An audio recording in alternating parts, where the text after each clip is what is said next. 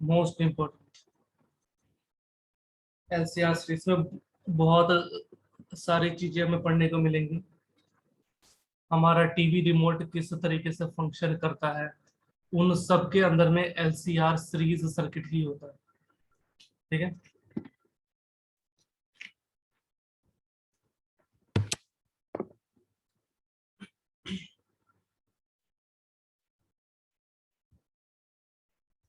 किसी को डाउट हो तो मुझे चैट बॉक्स में चैट लिख देना।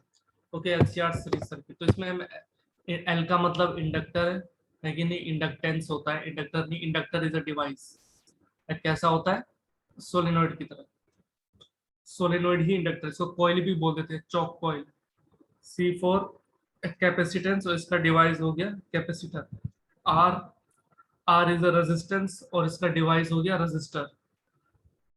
ठीक है। तो इन तीनों को सीरीज में लगाने वाले हैं, तो लगाते हैं, देखो जरा। तो आर और सी और एल, ये मैंने रेजिस्टेंस लिया, इंडक्टर, एंड लास्ट कैपेसिटर। तीनों को सीरीज में आगे पीछे हो सकता है, ऐसा नेसेसरी नहीं कि पहले आ रहा है। तो ये आर हो गया रेजिस्टेंस, इसकी प्रॉपर्टी इंडक्टेंस, और ये कैपेसिटेंस। इनको हमने लगा दिया किसमें, एसी सोर्स, जिसमें हम हमेशा लगाते हैं। अगेन हमारा अप्लाइड ईएमएफ अभी भी वही होगा, E is equal to E naught, E is equal to E naught sine omega T. तो इन तीनों का जरा फेजर डायग्राम बनाएंगे हम अभी कुछ टाइम में। तो अभी भी जिन स्टूडेंट्स ने फेजर डायग्राम नहीं देखा है तीनों सर्किट का, जब हमने इंडिविजुअल पढ़ा था, उसको देख लो। ठीक है। इसमें देखें जरा, late E is equal to E naught sin omega t be the applied EMF, or you can say AC signal। ऐसा इतना AC इनपुट है, तो अगेन हमने जो वोल्टेज दिया है eight any time t, AC signal eight any time t।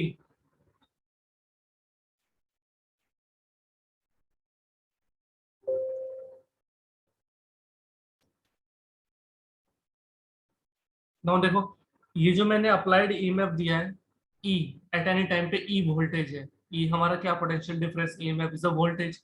तो ये वोल्टेज है क्या, इसके क्रॉस भी ड्रॉप होगा, इसके क्रॉस भी ड्रॉप होगा, इसके क्रॉस भी। तो मान लो कि ये जो रजिस्टर डिवाइस है, इसको चलाने में जितना वोल्टेज चाहिए वो वी आर है, ऐसे सिंबल से दिखाया था। तो इसके क्रॉस जो पोटेंशियल डिफरेंस है वो वी आर। ठीक है। इसके क्रॉस जो पोटेंशियल, इसको चलाने के लिए जो कॉइल है हमारा सोलिनॉइड, और यू कैन से इंडक्टर, इसको चलाने में जितना वोल्टेज चाहिए, तो इस ई, ये जो ई वोल्टेज दिया, इसमें से वी आर इसको मिला, और वी एल वोल्टेज इसको मिला। ठीक है। और इसको, इस डिवाइस को चलाने में जो वोल्टेज है VC, तो ये VC वोल्टेज तीन पार्ट्स है, और वो किस में से बने, ये जो E है हमारा, इसी में से बने। भाई जितनी एनर्जी, वोल्टेज होती क्या है, एनर्जी। तो जितनी एनर्जी वो मैं दूंगा डिवाइस को, वो तीनों में डिवाइड हो गया। तो E is equal to what, VR, VL और VC, इन तीनों को मिला के E ही होना चाहिए, उससे ऊपर एनर्जी नहीं हो सकती। ठीक है। तो मान लो कि ये है एट एनी टाइम पे, और इस ई वोल्टेज में से वी आर इसको मिला, वी एल इसको गया, वी सी इसको गया। अब मैं इसका ईएमएफ ई नहीं दिखा सकता ना, अदरवाइज सेम सेम हो जाएगा, इसलिए मैंने वी एल वी सी से सिंबल में कर रहा हूँ यूज। है तो पोटेंशियल डिफरेंस ही। तो ये वोल्टेज ड्रॉप होंगे।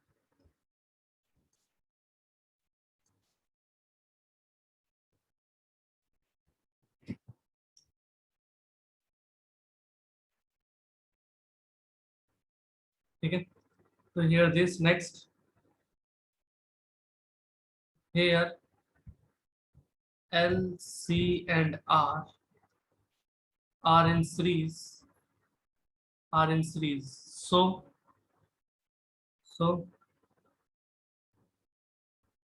इस साइड लिख रहा हूँ मैं। सो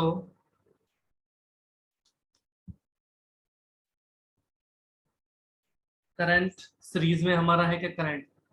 तो सेमी फ्लो मान लो एट एन इंस्टेंट पे आई, तो सीरीज में तो करंट हमारा आई, सेम हर तीनों डिवाइस से एक ही फ्लो होगा, तो उसी को लिखना है। R in series, so current flowing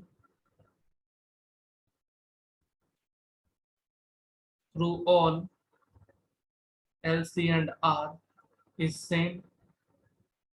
same but potential difference across them are different, है ना, सीरीज में होता है ये आर डिफरेंट, तो उसी को लिखा है जस्ट। ठीक है,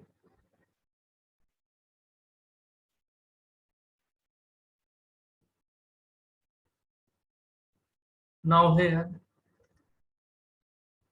now here the effective potential difference, the effective potential difference,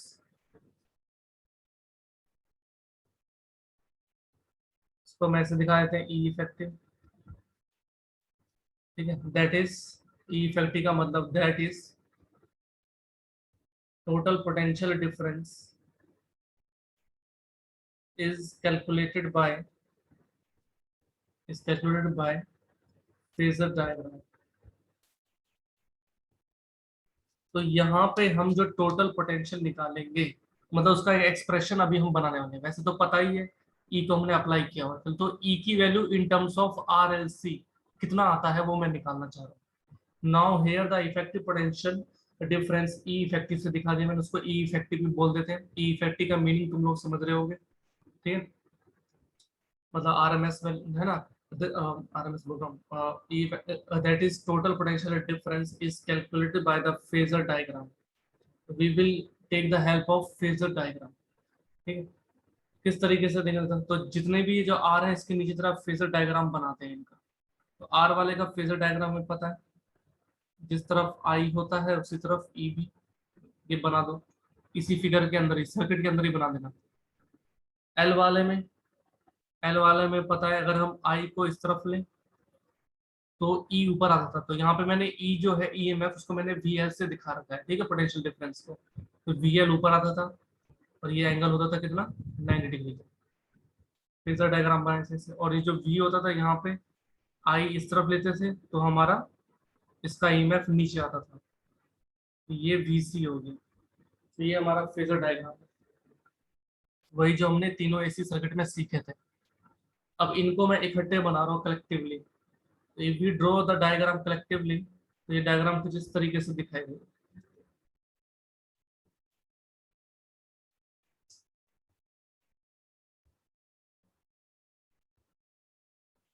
ठीक है, एक बार और जरा देखिए, एलसीआर सीरीज एसी सर्किट हमारा चल रहा है। ठीक है, तो मैंने इसमें क्या किया है, एल इंडक्टर को, रजिस्टर को और कैपेसिटर को, तीनों को सीरीज में लगा दिया, और अप्लाइड ईएमएफ हमारा क्या है, AC equal to E naught sine omega T at any time पे। तो मैंने जो टोटल ईएमएफ अप्लाई किया कितना, ई किया, EMF is what, potential difference. ठीक है, तो जो ये जो रजिस्टर डिवाइस है इसको चलाने में जो पोटेंशियल रिक्वायरमेंट होगा उसको मैंने मान लिया वी।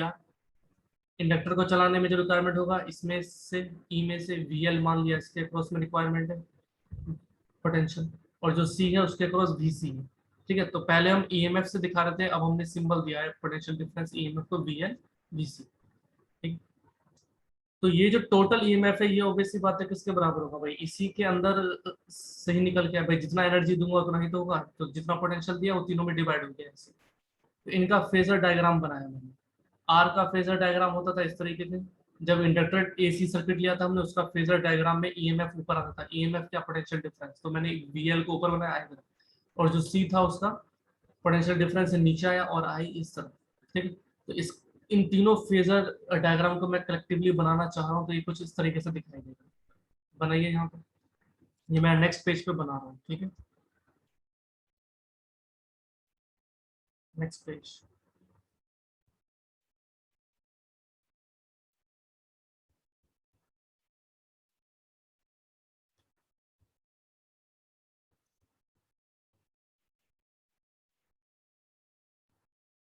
एलसीआर सीरीज का फेजर डायग्राम कुछ इस तरीके से दिखाई देगा।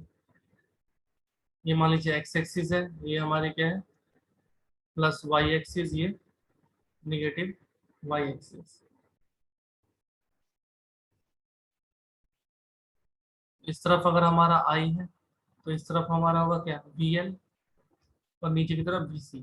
तो इन तीनों को मैंने मिला दिया, V L V C V R को। ठीक है, वी एल ऊपर है ना, प्लस जे में, वी सी क्या, नेगेटिव जे कैप डायरेक्शन में नेगेटिव आई, और आई ई तो इसी तरफ है हमारा।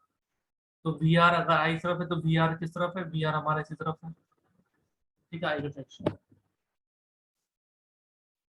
तो ये फेजर डायग्राम मैंने बना दिया पोटेंशियल डिफरेंस के टर्म्स में। एंगल कितना है, 90 डिग्री।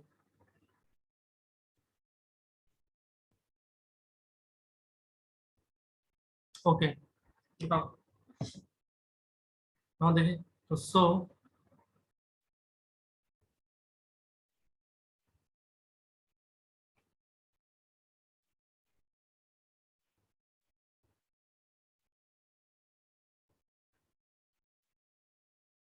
यू कैन से टोटल जो ईएमएफ है जिसको हम ई इफेक्टिव से दिखा रहे हैं, ये हमारा किसके बराबर होगा, ये वैसी बात है भाई, ये हमारा किसके बराबर होगा, ई उसी के बराबर होगा। टोटल ईएमएफ कितना अप्लाई किया हुआ है, ई तो अप्लाई किया हुआ है हमने। ठीक है, तो ये इक्वल टू किस तरीके से समझ सकते हैं, in terms of vector form you can say E is equal to V R I cap plus V L J cap, लेकिन direction, plus V C negative J cap. E potential से ही तो तीनों बने, तो अगर हम इसको वेक्टर के फॉर्म में दिखाएं, ठीक है, फेजर डायग्राम होता क्या है ना, वेक्टर ही तो होता है, रोटेशन ऑफ अ वेक्टर, तो इसलिए हम दिखा सकते हैं वेक्टर के फॉर्म में। ठीक है, रिप्रेजेंटेशन। टोटल ईएमएफ हमारे तीन टुकड़ों में बटा है, वी आर आई में है, वी एल जे में है, और वी सी नेगेटिव जे में है। ठीक है, और you can write also this equation like this, V R plus V L minus V C. ठीक है, इसका नेगेटिव आ गया इसके साथ जे के। अब देखिए, इसमें एक डाउट आ रहा होगा कि भाई इसमें से बड़ा कौन सा है, वी एल ग्रेटर है कि वी सी ग्रेटर है, तो उस हिसाब से ब्रैकेट के बाहर साइन आएगा। तो फिलहाल हम जो इसमें है मान के चल रहे हैं कि लेट लेट जो वी एल है, ये जो आगे टर्म है ये ग्रेटर है, इसलिए हमें इसकी वैल्यू को निगेटिव नहीं लिखनी पड़ेगी। ये हमने लेट किया, ऐसा नेसेसरी नहीं है, ऐसा कुछ नहीं होता। वीसीबी ग्रेटर होगा तो वो हमें न्यूमेरिकल प्रॉब्लम में देखने को मिलेगा, तो वीसीबी ग्रेटर हो सकता है, उससे कुछ प्रॉब्लम नहीं है। ठीक है, तो उस हिसाब से निगेटिव आ जाएगा, निगेटिव जे के। तो फिलहाल हमने वी एल को ग्रेटर माना है, और ठीक है, इस निगेटिव को वीसी के साथ में लिखा और ब्रैकेट में ऐसे लिख दिया। ये हमारा आ गया ई वेक्टर का रिप्रेजेंटेशन, टोटल ईएमएफ का वेक्टर रिप्रेजेंटेशन है।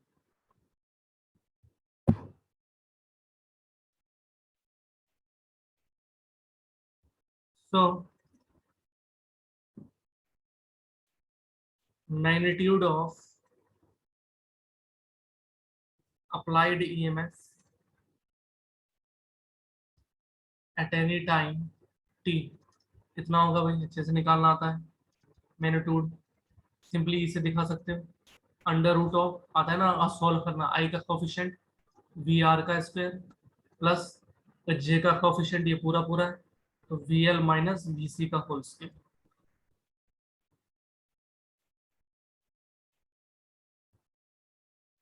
और E is equal to under root Ohm's law लगाओ, ओम्स लॉ। ये हमारा निकल के आ गया expression V L V C के टर्म्स में, लेकिन इसको हम और भी थोड़ा सा मॉडिफिकेशन कर रहे हैं। ओम्स लॉ लगाओ, वी आर इक्वल टू क्या, मैं ये लिख सकता हूँ, वी आर आई आर होता है ना, वी आर हमारा होगा क्या, आई आर। इसी तरीके से वी एल हमारा होगा क्या, इंडक्टर का रेजिस्टेंस क्या होता है, प्रांजल क्या होता है इंडक्टर का रेजिस्टेंस का सिंबल, चैट में बताओ।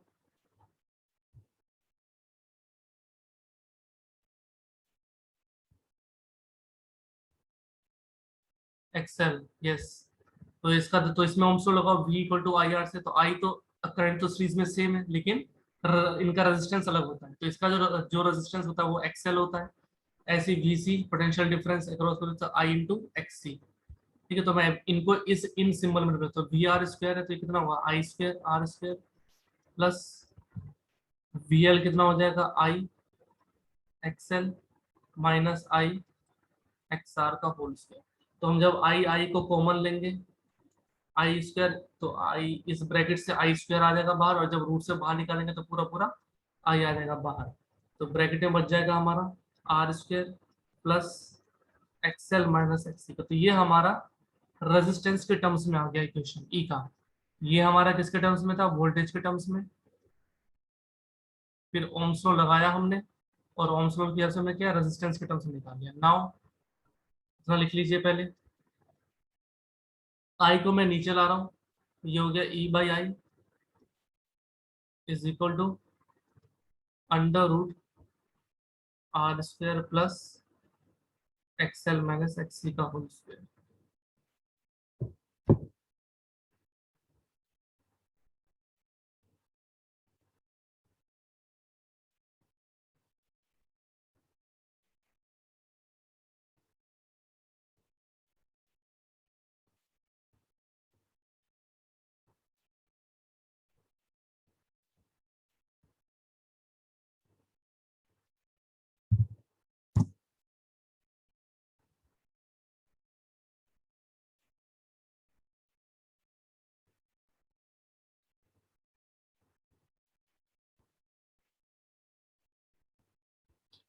ये जरा डायरेक्शन वाला स्टेप जरा देखिए। डायरेक्शन में मैंने किस तरीके से लिखा है भाई, ये जो पोटेंशियल मैंने अप्लाई किया है ई, इसी पोटेंशियल का तीन पार्ट में बटा है पोटेंशियल। रेजिस्टेंस के अक्रॉस, और किसके अक्रॉस, इंडक्टर के अक्रॉस, और किसके अक्रॉस, कैपेसिटर के अक्रॉस। तो with the help of phasor diagram अगर हम इनको वेक्टर के फॉर्म में लिखें, तो we have to take care of the sign. क्यों है ऐसा, क्योंकि भाई साहब यहाँ पे डीसी वोल्टेज नहीं चल रहा, यहाँ पे एसी चल रहा है वोल्टेज। इसका पोटेंशियल डिफरेंस का आई के हिसाब से अलग डायरेक्शन होता है। सी वाले में पोटेंशियल डिफरेंस का जो डायरेक्शन होता है वो आई के हिसाब से इस तरीके से होता है। तो एसी सिग्नल में पोटेंशियल की डायरेक्शंस, क्योंकि जो करंट हम फ्लो करा रहे हैं उसका डायरेक्शन है, ठीक है। डीसी में ये नहीं देखना पता, अगर डीसी होता तो हम सीधे ऐसे लिखते हैं, simple E is equal to V R V L plus V C, क्योंकि डीसी में डायरेक्शन सेम रहता है तो एडिशन होगा। लेकिन एसी में तो आई का डायरेक्शन चेंज होता है, उस हिसाब से जो ईएमएफ आता है पोटेंशियल डिफरेंस, उसका भी डायरेक्शन अलग अलग होता है। तो डायरेक्शन हमने पहले ही सीख लिया है कि एसी में जो वोल्टेज होता है इंडक्टर, उसका ईएमएफ जो होता है वोल्टेज वो ऊपर की तरफ आता है आई से, अगर इस तरफ आई ले तो कैपेसिटर का नीचे की तरफ आता है, और वी आर तो उसी डायरेक्शन में। तो उस हिसाब से हमें डायरेक्शन के हिसाब से लिखना पड़ रहा है टोटल वोल्टेज। तो एक्स वाला हमारा होता है क्या, आई क्या, वीएल वाला हमारा क्या है प्लस जे क्या, और वीसी वाला हमारा क्या है नेगेटिव जे क्या। तो मैंने इसी को लिख दिया है जस्ट, ठीक है। और मैंने इमेजिन किया है इस इक्वेशन को कि वीएल ग्रेटर देन वीसी है। अगर वीसी को ग्रेटर लोगे तो हमें बाहर का फिर है ना कॉमन लेके नेगेटिव प्रॉपर लिखना पड़ता है ना, मैं से है ना इक्वेशन।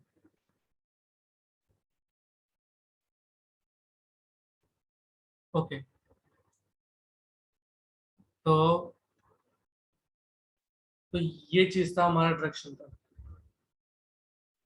नाउ यहाँ पे तो ये एक्सप्रेशन आ गया मेरे पास ई, ये E by I equal to under root R square plus X, ये रेजिस्टेंस के टर्म में, और ये वाला हमारा वोल्टेज के टर्म में था। तो अगेन यहाँ पे देख जरा ध्यान से, अब ई बाई आई ये हमें क्या दिखा रहा है, पोटेंशियल डिफरेंस अपॉन में current V by R, Ohm's law. ये हमारा होता है क्या, रेजिस्टेंस के बराबर। लेकिन हम इसको रेजिस्टेंस नहीं लिख सकते, because resistance is a property of what, resistor device. तो ये जो हमने सर्किट बनाया है, ये सर्किट, इस सर्किट का जो पूरा रेजिस्टेंस होगा पूरा, यहां से लेके यहां तक, आर का रेजिस्टेंस है ना, आर रजिस्टर का, इंडक्टर का एक्सएल एक्सी का, तो इन तीनों के मिला के जो रेजिस्टेंस आता है उसको हम एक नए सिंबल से दिखाते हैं, जेड से, जेड। तो एलसीआर सीरीज में, क्योंकि एलसीआर में इंडक्टेंस भी हमारा रिएक्टेंस, इसको बोलते हैं रेजिस्टेंस, और इनका जो दोनों का जो रेजिस्टेंस होता है उसको नाम देंगे क्या, रिएक्टेंस। इनको मिला के जो एक नया नाम निकल के आता है, जो तीनों आपस में मिल जाते हैं तो उसको नाम दिया है क्या, इम्पेडेंस। ठीक है, इम्पेडेंस ध्यान रखना, इम्पेडेंस नाम दिया गया। ठीक है, इम्पेडेंस भी रेजिस्टेंस ही है, क्योंकि इस इम्पेडेंस में है क्या, रेजिस्टेंस भी है और रिएक्टेंस भी है, इसलिए एक नया नाम दे देगा इम्पेडेंस। तो ये भी है क्या, ये हमारा रेजिस्टेंस ही होता है, लेकिन it is the resistance in L C R circuit, जिसमें रेजिस्टेंस भी हो और हमारा क्या है, इंडक्टेंस भी है। Yes right Pranjal. ठीक है, so we will say E by I resistance के बराबर है, लेकिन ये आई किस में फ्लो हो रहा है, एलसीआर में, तीनों में। तो ये जो रेजिस्टेंस होगा ये इम्पेडेंस के बराबर होगा। ठीक है, इम्पेडेंस मतलब वही हमारा रेजिस्टेंस ही है, बस एक नया नाम दिया है। तो ये हो जाएगा Z equal to under root R square plus X L minus X C का होल स्क्वेयर। एलसीआर सीरीज का ये होता है टोटल रेजिस्टेंस। ये देखो बिल्कुल अलग आ रहा है, सीरीज में है लेकिन ऐड नहीं हो रहा, R plus L plus C resistor की तरह, एकदम अलग रिजल्ट आ रहा है अंडर रूट में। ठीक है, तो ये हमारा हो गया था Z। तो यहाँ पे इसके बारे में लिख सकते हैं कि ये है Z equal to E by I is called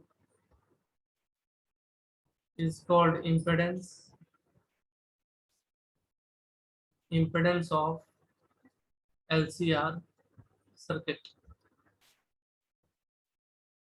is called impedance of LCR circuit,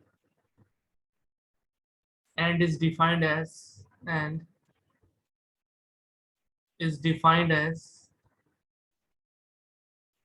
the resistance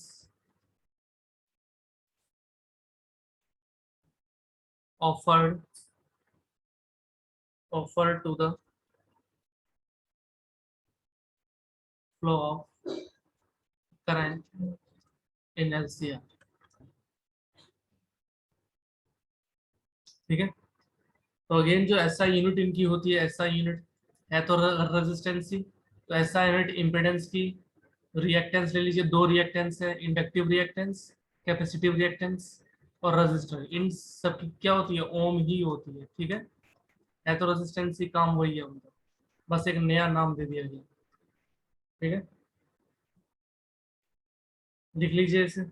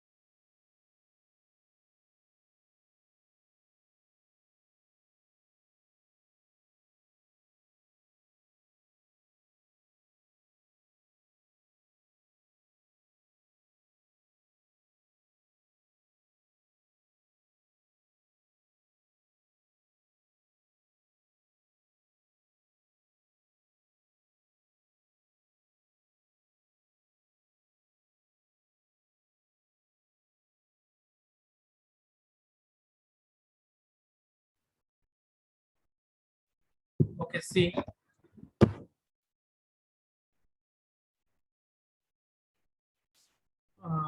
next जरा हेडिंग डालें, इसी से कनेक्टेड है, इसी टॉपिक से। Resonance frequency and its expression.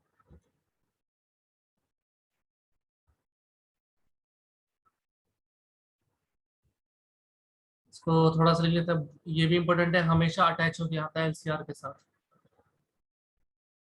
It is the frequency of applied voltage, it is the frequency of applied AC voltage for which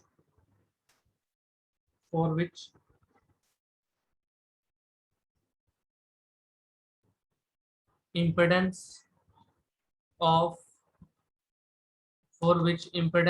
a circuit is minimum and flowing current is maximum. Obviously बात है, impedance का मतलब क्या, resistance. अगर resistance कम हो गया तो current हमारा मैक्सिमम हो जाएगा। ठीक है, अभी मीनिंग समझ में आ जाएगा क्या है, फिलहाल लिखिए।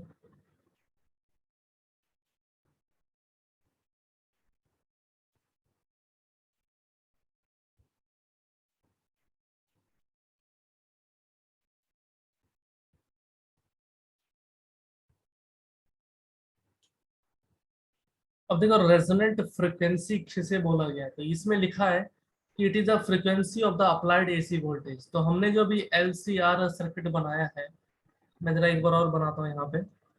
ये रेजिस्टेंस, इंडक्टर, दोनों रेजिस्टेंस, इंडक्टर, कैपेसिटर, ये हमारा अप्लाइड वोल्टेज था। ये हमारा होता है क्या, अप्लाइड वोल्टेज। इसको जो हम एक्सप्रेशन लिखते हैं, E is equal to E naught sine omega T. तो ओमेगा हमारा क्या होता है, E naught sine 2 pi F T. ठीक है, तो ये हम अप्लाई करते हैं, अप्लाई। तो इसकी फ्रिक्वेंसी कितनी हो, ये एफ, ये कितना हो कि इसमें जो करंट फ्लो हो रहा है ये मैक्सिमम हो जाए। तो ये वो फ्रीक्वेंसी है जिस फ्रीक्वेंसी पे हम इस एलसीआर सर्किट में करंट की वैल्यू को मैक्सिमम कराते हैं। तो उसके लिए हमें करना क्या पड़ेगा, इस टोटल, ये जो टोटल रेजिस्टेंस है इसका, जो हमने अभी भी निकाला है, जिसे हमने इम्पेडेंस नाम दिया, ये अगर मिनिमम हो जाए तो आई अपने आप हो जाएगा मैक्सिमम।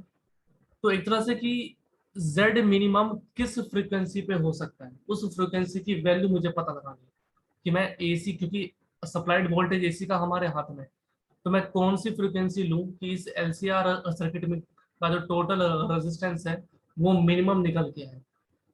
ठीक है, तो इस चीज का पता लगाना है। तो किस तरीके से किसको हटाऊं, किसको ना हटाऊं, अब होगा तो तीनों ही। ठीक है, तो यहाँ पे ना एक्सएल जीरो है, is not equal to zero, ना एक्ससी जीरो है, और ना ही आर हमारा जीरो है, क्योंकि भाई वैसी बात है, सर्किट में तीनों तो रहेंगे। ठीक है, एक चीज देखते हैं क्या आता है एक्सप्रेशन। ठीक है, तो ये देखो, ये तीनों जीरो नहीं है, ऐसा नहीं कि तुम जीरो ले लिया। अगर तुमने आर को जीरो ले लिया, इसका मतलब है कि तुमने आर को तो हटा दिया, फिर तो हटाना था ना, एलसीआर को रखना ही है। फिर उसके हिसाब से बताना है कि किस तरीके से हम किस फ्रीक्वेंसी पे जेड की वैल्यू मिनिमम कर सकते हैं। तो वो जो फ्रीक्वेंसी होगी जिसपे जेड की वैल्यू मिनिमम हो जाए, इसका मतलब आई वैल्यू मैक्सिमम, तो उसको बोला गया है क्या, रेजोनेंस फ्रीक्वेंसी। अब ऐसा हम करते क्यों है ये भी पता लग जाएगा तुम्हें आने वाले टाइम में। ठीक है, फिलहाल हमें ये सीखना है कि फ्रीक्वेंसी की वैल्यू होगी क्या। ठीक है, तो यहाँ पर जरा, तो एज वी नो, ठीक है, as we know impedance, impedance जब भी बोलूं मैं तो हमेशा माइंड में रखना resistance of LCR, as impedance of LCR is equal to Z under root R square plus XL minus XC का होल स्क्वायर, ये है। हाँ, एफ को मिनिमम दिखाना है, एफ की मिनिमम वैल्यू क्या लेंगे, एफ मिनिमम तो। ठीक है,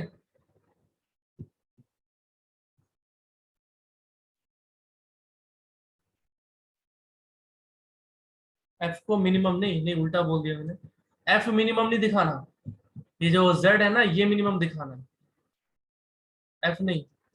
ठीक है, ये जो इक्वेशन है, इस इक्वेशन की मिनिमम वैल्यू कब आ सकती है, जेड की मिनिमम वैल्यू।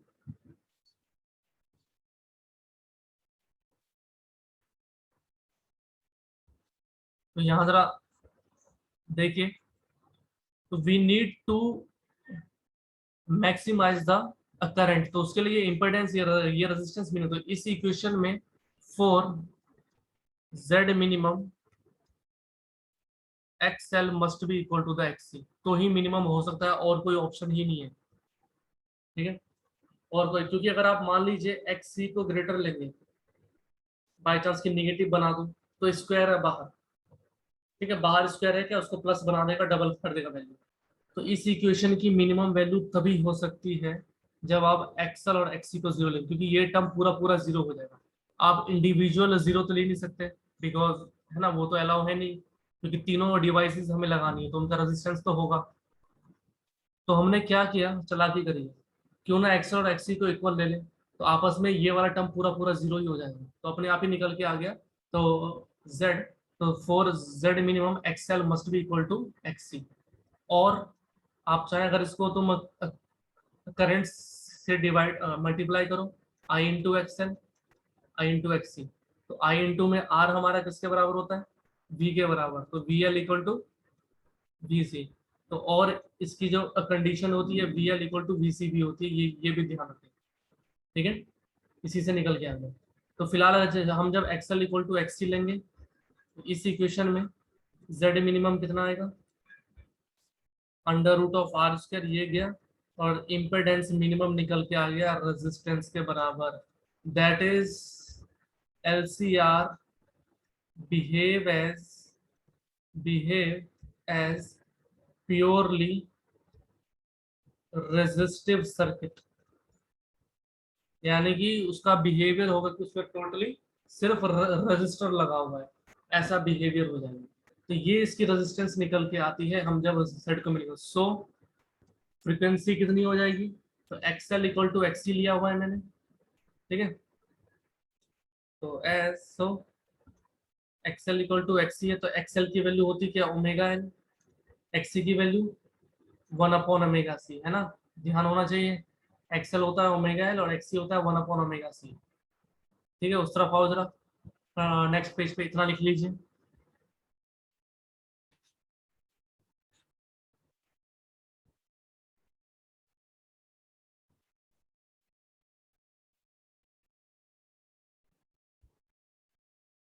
तो यहाँ पे आ गया ओमेगा एल इक्वल टू 1/ओमेगा सी, ये हो गया ओमेगा स्क्वायर इक्वल टू 1/एल सी, यहाँ ओमेगा निकल के आ गया अंडर रूट ऑफ 1/√एल सी।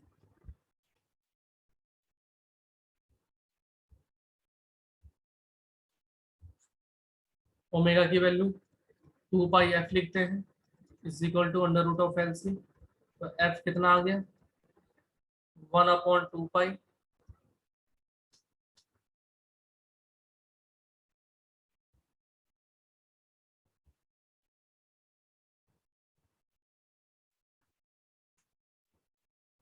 दिस इज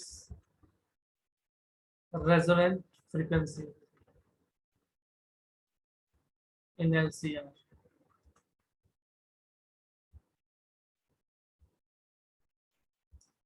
अरे डब्लू को हम ये लिख सकते हैं ना, डब्लू स्क्वायर हटाओगे तो रूट हो जाएगा, तो ये अंडर रूट में आ जाएगा ना, वन का अंडर रूट तो वन होता है, फिर ओमेगा की वैल्यू होता क्या, ओमेगा 2π/t होता है, ये होता क्या 2πf, ठीक है, ये हमारा हो गया, दिस इज रेजोनेंट फ्रीक्वेंसी। तो इसको हम एक आध बार है क्या, ओमेगा आर ऐसे भी दिखा सकते हैं, एफ आर ऐसे दिखा देते हैं रेजोनेंट फ्रीक्वेंसी, तो ये एक्सप्रेशन तुम्हें ध्यान रखना है। तो तुम जब एसी में हम जब एलसीआर लगाएंगे, मान लो ये एलसीआर लगाते हैं, ये आर लगाया, एल लगाया, और ये लगा दिया मैंने capacitor, AC supply, E is equal to E naught sine omega की वैल्यू रख रहा हूँ 2πft, ठीक है। तो अगर आपके सर्किट में आर एल सी,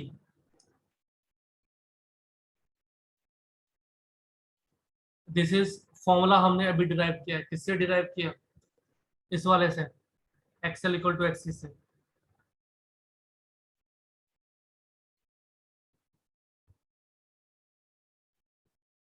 वही तो टॉपिक था, resonant frequency and its expression. तो मैंने आपको बताया कि रेजोनेंट फ्रीक्वेंसी होता क्या है, जहां पे करंट की वैल्यू मैक्सिमम हो जाए,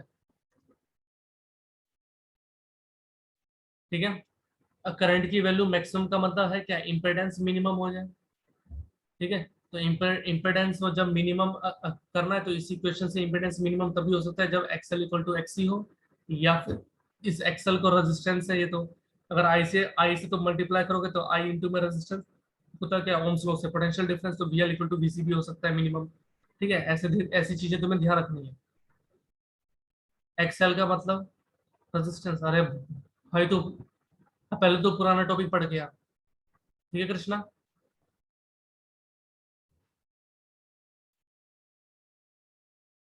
इंडक्टेंस नहीं है वो एक्सेल, वो सब स्क्रिप्ट में है।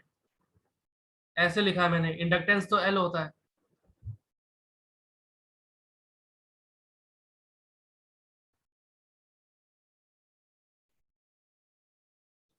Inductive resistance.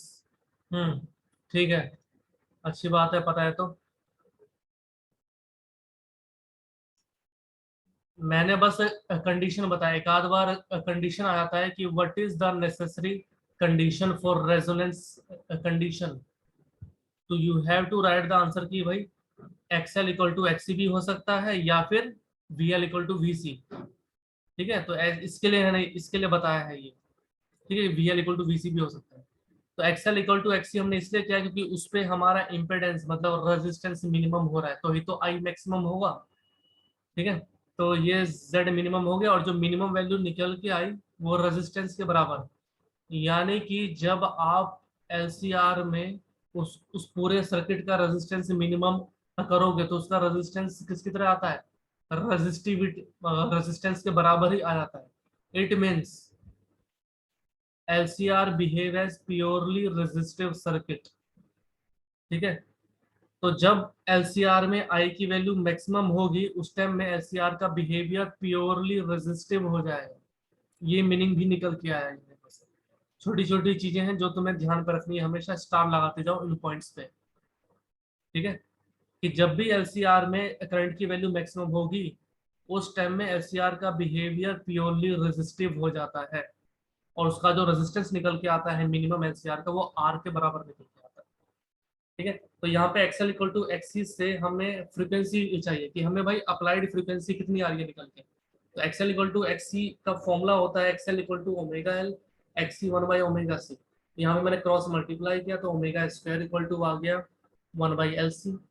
ठीक है, ओमेगा एल एल को नीचे ले गया मैं, फिर अंडर रूट में फिर ओमेगा आर को टू पाई आर का, तो रेजोनेंट फ्रीक्वेंसी निकल गई है। रेजोनेंट फ्रीक्वेंसी है क्या देखो जरा। तो ये जो मैंने लिखा है, ये जो सप्लाइड वोल्टेज होता है, ये जो एफ है, अगर आपने जो सप्लाई किया है फ्रीक्वेंसी एफ, अगर इस फ्रीक्वेंसी की वैल्यू आपके इतने बराबर आ रही है, ठीक है, तो इस सिचुएशन में आई की वैल्यू मैक्सिमम हो जाएगी। ठीक है, अभी बताता हूँ एक प्रॉब्लम करा के तब पता लगेगा। ठीक है, फिलहाल लिखो जरा।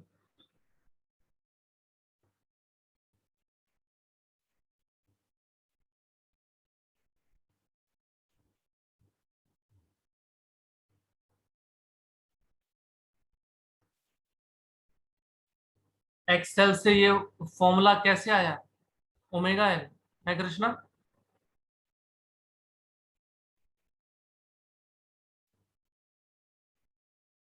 ये पूछ रहे हो,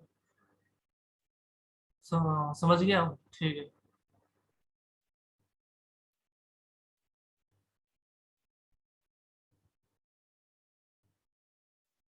एक्सेल से ओमेगा एल वो ये पुराने एसी सर्किट में हमने सीखा है। XL equal to omega L X equal to one by omega C. ठीक है, क्वेश्चन लेते हैं। तो पहले जरा एक्सप्रेशन, एक्सप्रेशन हमें जहां जहां स्टार लगा रहा हूं मैं जिन जिन पॉइंट पे, एक बार फिर से लगाता हूँ रेड वाले से, वो तुम्हें ध्यान रहना चाहिए। ठीक है, एक तो ये रेजोनेंट फ्रिक्वेंसी कितनी वैल्यू होती है, वन अपॉन में two pi and one upon under root L C. अच्छे से हमेशा माइंड पे रहना चाहिए भाई साहब, भूलना एकदम अलाउ नहीं है। मैंने पहले ही बोल दिया एल सी आर इज अब तक जितना एसी में पढ़ाया है, एल सी आर के आगे सारे टॉपिक जीरो है। ठीक है, कुछ इंपॉर्टेंट नहीं है, सब the most important topic is L C R series. ठीक है, ये ध्यान रखना है। उसके बाद रेजोनेंट फ्रीक्वेंसी की डेफिनेशन, इस फ्रीक्वेंसी पे होता क्या है, ये वो फ्रीक्वेंसी है जिसपे हमारे एलसीआर में मैक्सिमम करंट फ्लो होता है। तो मैक्सिमम करंट फ्लो का मतलब है क्या, उसका रेजिस्टेंस का मिनिमम हो जाना, तो ही तो मैक्सिमम होगा। तो मैंने लगाया भाई मेरे पास एलसीआर का रेजिस्टेंस पता है, तो इसको मिनिमम मैं किस तरीके से करूँ। तो मैथमेटिक्स में एक ही ऑप्शन निकल के आ रहा है कि एक्सएल इक्वल टू एक्सी रखो और you can say VL equal to VC. तो ये भी ध्यान रखना है, this is the a condition for resonance condition. How we can achieve resonance condition? resonance condition उसको बोला गया है जिस कंडीशन में एलसीआर में करंट मैक्सिमम होती है। अभी इसको लिख लेते हैं, लिखो जरा। ठीक है, आ जाता है एक बार। Define define resonance condition. ठीक है, it is the condition when in LCR series circuit the current flowing is maximum। ठीक है, कंडीशन हमारी होती है क्या? कंडीशन भी काबा लिखना होता है। कंडीशन हमें मिलती है एक्सएल इक्वल टू एक्सी पे या फिर V L equal to V C पे। इसको आई से मल्टीप्लाई करो, इस इक्वेशन को आई इंटू एक्सएल, तो आई इंटू में रेजिस्टेंस होता है क्या? Potential difference. तो ये भी हो सकता है। ठीक है,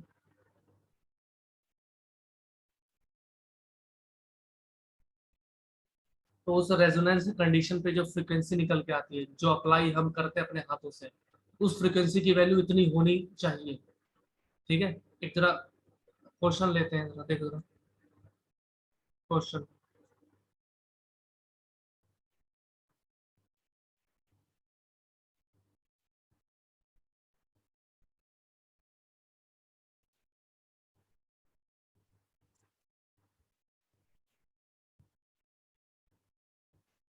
मैंने वोल्टेज अप्लाई किया है, V is equal to 20 sin 2 pi 100 t। ये फ्रीक्वेंसी मैंने अप्लाई की है। इस रेजिस्टेंस की वैल्यू दी हुई है 20 ओम। नीचे लिख रहा हूँ 20 ओम,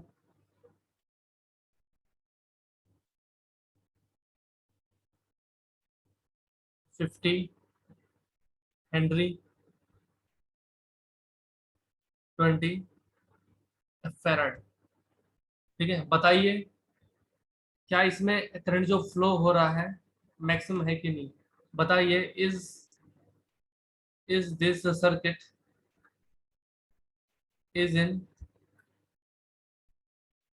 रेजोनेंस कंडीशन? क्योंकि रेजोनेंस में होगा तो ही फ्लो होगा। बताइए सॉल्यूशन।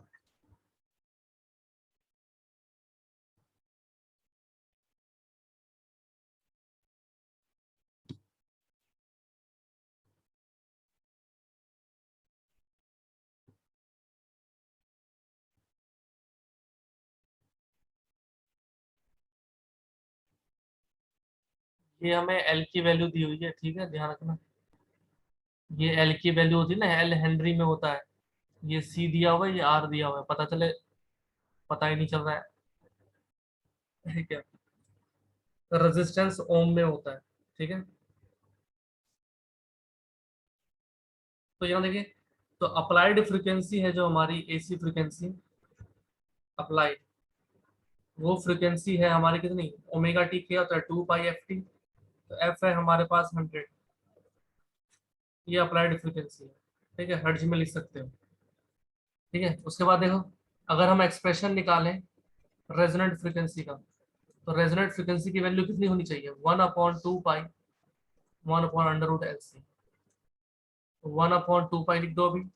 अंडर रूट एल की वैल्यू 50, सी की वैल्यू 20, तो 1/2 पाई इंटू 100 आ गया, 10 आ गया, तो ये आ रहा है 1/20 पाई। पाई की वैल्यू अगर रखोगे 3.14, कितना आ जाएगा? निकालना जरा, कैलकुलेटर का यूज करो, निकालो जरा। सर 10 नहीं आएगा। अच्छा, नहीं आ रहा है 10? एक मिनट जरा, मुझे भी करने दो। और ये बच्चे निकाले 10√10। ओके ओके, देखिए जरा, ये रिजल्ट आ रहा है 10√10। तो अगेन तो हमें दिख रहा है जो रेजोनेंट फ्रीक्वेंसी यानी कि जो सप्लाई फ्रीक्वेंसी होनी चाहिए थी सर्किट में, वो नहीं है। इस मीन्स इस सर्किट में आई मैक्सिमम नहीं हो सकता, और इसका Z minimum is not equal to R. This LCR is not behaving as purely resistive. ठीक है। अच्छा ठीक है। Okay okay. ठीक है, मतलब इक्वल नहीं आ रहा ना, तो ये चीज होता है रेजोनेंस। मतलब अगर आप इसमें एक बल्ब लगा दो, मान लो कि मैंने इसमें लगा दिया बल्ब, तो क्वेश्चन आते हैं कि बल्ब लगा दिया ये वो, तो इसकी इंटेंसिटी जो होगी, इंटेंसिटी ब्राइटनेस, तो क्या होगी, लो होगी, क्योंकि इसमें आई की वैल्यू मैक्सिमम फ्लो नहीं हो रही है। If you want to bright the bulb to its maximum value, इसकी ब्राइटनेस अगर हाई हो बल्ब की, तो उसके लिए आई की वैल्यू, तो भाई इलेक्ट्रिकल एनर्जी मिलेगा मैक्सिमम, तो ही तो उसके लिए आपको ध्यान रखना है, जिस भी एसी सर्किट में आप लगा रहे हो बल्ब, एलसीआर में, तो उसमें आपका जो सप्लाई फ्रीक्वेंसी जो आपका आ रहा है इस तार में, उसकी फ्रीक्वेंसी इसके बराबर होनी चाहिए, 1/2 पाई 1/√LC के, तो ही हमारा जो बल्ब है अच्छे से ब्राइट हो पाएगा, अदरवाइज नहीं होगा बल्ब ब्राइट।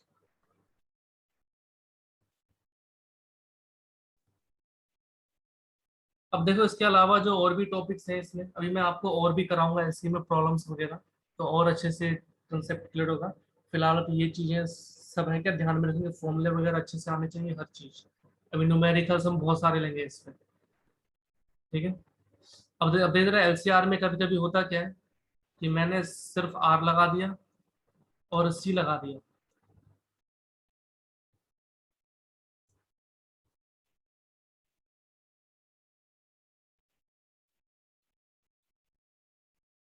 आर लगा और सी, तो इसका रेजिस्टेंस हमारा क्या है, आर होता है, इसका एक्सी रेजिस्टेंस। तो इसका इम्पिडेंस आप किस सॉरी, इसमें एल है क्या, एल हमारा जीरो हो गया, तो एक्सएल तो है नहीं जीरो। तो एलसीआर में जो इम्पिडेंस होता है, Z equal to under root में R square plus XL minus XC का होल स्क्वायर। एक्सएल तो है नहीं इसमें इंडक्टर, तो एक्सएल हो गया जीरो, तो इसका इम्पिडेंस कितना आया, R square plus XC square. ठीक है, सिंपल। ये हमारा हो गया AC circuit with R and C. ये हमारा क्या है, R and C AC circuit.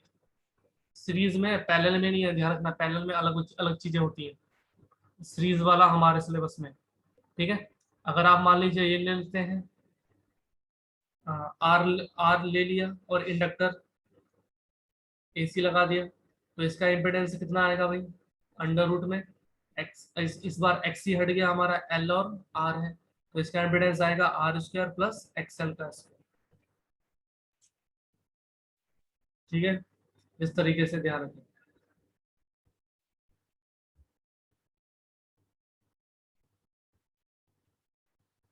जो चीज नहीं है वो रेजिस्टेंस उसमें से हटा देंगे।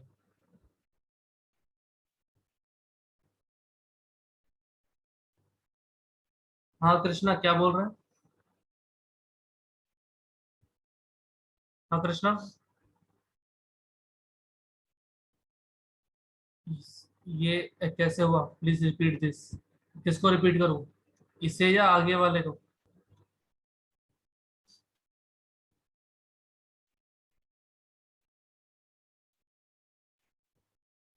पेज 6, इसमें मैंने अप्लाई किया हुआ था, जिनकी क्लास है वो जा सकते हैं। ठीक है, आज के लिए इतना ही है। इसको पढ़ के आना, नेक्स्ट क्लास में मैं इधर ही से कंटिन्यू करूंगा न्यूमेरिकल। ठीक है, ये अच्छे से आना चाहिए सबको, तो ही न्यूमेरिकल्स वगैरह और जो प्रॉब्लम्स आते हैं इस पे, इंटरेस्टिंग प्रॉब्लम्स हैं इसके बहुत सारे, एलसीआर के। ठीक है, तो अच्छा लगेगा, और topic day to day life से रिलेटेड है हमारे। तो एलसीआर पढ़ के आना नेक्स्ट क्लास में। ठीक है। ओके, देखिए जरा इस पेज पे मैंने क्या किया था, ये मैंने आर एल सी सर्किट लिया था, इसमें मैंने सी लिया था, कैपेसिटेंस इतना फेराड है, इंडक्टेंस इसका इतना है 50 मिली है, और रेजिस्टेंस इतना है। और जो मैंने एसी वोल्टेज जो मैंने अप्लाई किया था उसकी वैल्यू थी V equal to 20 sin 2 pi 100t। ठीक है, ये मैंने अप्लाइड अप्लाइड वोल्टेज था मेरा ये। तो मैंने जो अप्लाई वोल्टेज किया, इसकी फ्रिक्वेंसी कितनी होगी, 2 पाई FT, इक्वेशन से कंपेयर करो, ये हमारी फ्रिक्वेंसी होगी कितनी, 100। ये हमारी जो अप्लाइड किया हुआ है मैंने एसी, उसकी फ्रिक्वेंसी 100 हर्ट्ज है, जो मैंने अप्लाई किया हुआ है। उसके बाद में जो रेजोनेंट फ्रिक्वेंसी होनी चाहिए, रेजोनेंट फ्रिक्वेंसी मतलब वो फ्रिक्वेंसी जिसपे इस वाले सर्किट में आई की वैल्यू मैक्सिमम होगी, तो इस एल और इस सी पे रेजोनेंट फ्रिक्वेंसी कितनी निकल के आ रही है, देखो फॉर्मूला होता है 1/2 pi under root L C. तो जब मैंने एल की वैल्यू रखी, सी की वैल्यू रखी 1/2 पाई, तो कुछ स्टूडेंट्स ने मुझे बोला कि आंसर आ रहा है 10√10, तो ये तो इससे कम आ रहा है 100 से। इसका मतलब हमने जो फ्रीक्वेंसी अप्लाई की है वो रेजोनेंट फ्रीक्वेंसी नहीं है, तो उसको उसके इक्वल होना चाहिए था। तो इसलिए इस एलसीआर में जो करंट हमारा फ्लो होगा वो मैक्सिमम नहीं हो पाएगा। ठीक है, यानी कि this LCR is not in resonance condition, इसका रेजोनेंस मैच नहीं हो पा रहा है। ठीक है, जो हमने अप्लाई किया है वो अलग है, और जो होना चाहिए फ्रीक्वेंसी इस तीनों का वो अलग निकल के आ रहा है। ठीक है, यह सेम होना चाहिए, सेम। ठीक है, सेम होगा तो ही तो होगा रेजोनेंस। रेजोनेंस का मतलब होता क्या है? मैचिंग कराना, ये मीनिंग है इसका, इंग्लिश का मीनिंग है। रेजोनेंस का मतलब होता है मैच कराना। ठीक है, हाँ यस, एफ और एफ आर को मैच कराना। ठीक है,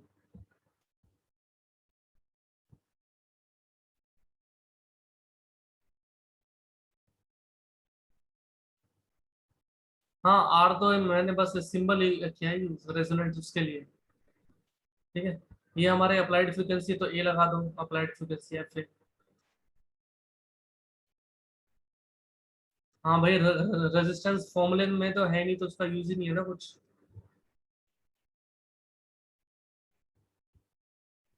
हाँ एल और सी बस। ठीक है, तो ये नेक्स्ट क्लास में पढ़ के आना अच्छे से टॉपिक, फिर हम और प्रॉब्लम लेंगे तो और अच्छे से समझ में आएगा ये टॉपिक।